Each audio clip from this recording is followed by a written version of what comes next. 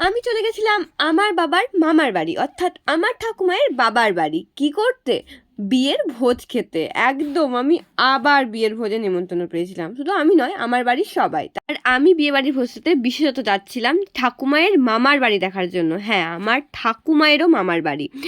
আমাদের এখান থেকে যেহেতু আমি আর ঠাকুমাই গেছিলাম, তো কথা হয়েছিল যে ঠাকুমায়ের যেখানে বাবার বাড়ি পুরুষোত্তমপুর, ওখান থেকে সবাই যাবে। তাই কলেজ যাওয়ার পথে আমি ঠাকুমাকে পুরুষোত্তমপুরে নামিয়ে দিয়ে আমি আবার কলেজ ফেরত ওখানে ঢুকেছিলাম এবং 1 ঘন্টা ঠান্ডা হাওয়া খেতে খেতে আমরা বিয়ে বাড়ি পৌঁছে গেলাম। আমাদের ব্রাইড দিদি ছিল ভীষণ জলি, মানে এত হেসে হেসে সবার সাথে কথা বলছিল। এটা হচ্ছে আমার ঠাকুমায়ের মামার নাতনি, মানে আমার ঠাকুমায়ের মামাতো দাদার মেয়ে। তো আমাকে তো চেনি না, তাও ভীষণ জলিভাবে কথা বলছিল। আর চেনার তো কথাও নয়, কারণ আমি প্রথমবার গেলাম আর দিদিটাকে কোনোদিন দেখিও নি। আর এখানে বাজনা পার্টির ব্যবস্থা করা হয়েছিল। আর যেটা ব্যবস্থা ছিল সেটা হচ্ছে ফুচকা। এখানেও মেয়েদের অসম্ভব ভিড় ছিল ফুচকা স্টলে, আর কফি স্টলটা ছিল একদম ফাঁকা। মারামারি করে ফুচকা খেতে খেতে দেখলাম বরের গাড়ি চলে এসেছে। আর এখানে বাজি পোড়ানো হচ্ছিল বরযাত্রীর তরফ থেকে। ভীষণ সুন্দর সুন্দর বাজি পড়ছিল।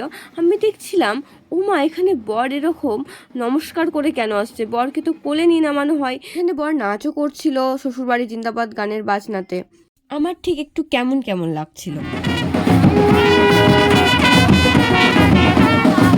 না না, বর নাচ করছিল, তাতে আমার কোনো কনফিউশন ছিল না। আমার কনফিউশন ছিল যে বরকে তো কোলে করে নামানো হয়, তাহলে কি এদের এদিকে নিয়মটা নেই? এটাই কনফিউশন। তারপর দেখলাম আই ওয়াজ টোটালি রং। ওটা বর নয়, বরের কোনো কাছের আত্মীয় হবে। And this one is our বর মশাই। আর এখানে শালিরা তো জোর করে মিষ্টি খাওয়াচ্ছিল, আর যে রিচুয়ালসটা আমি মিস করছিলাম বরকে কোলে করে, সেটা ফাইনালি তারা করে ফেললো। আর এই যে আমার ঠাকুমা, ঠাকুমায়ের পাশে ঠাকুমায়ের মেজো মামিমা।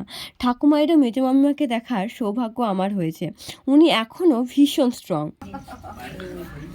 এই যে এটা হচ্ছে আমার ঠাকুমায়ের মামিমা। এখানে ঠাকুমায়ের মেজো মামিমার আমি ছবি তুলে নিয়েছিলাম। না জানি আবার কবে দেখা হবে। আর পাশে ছিল ওনারই মেয়ে, মানে ঠাকুমায়ের বোন।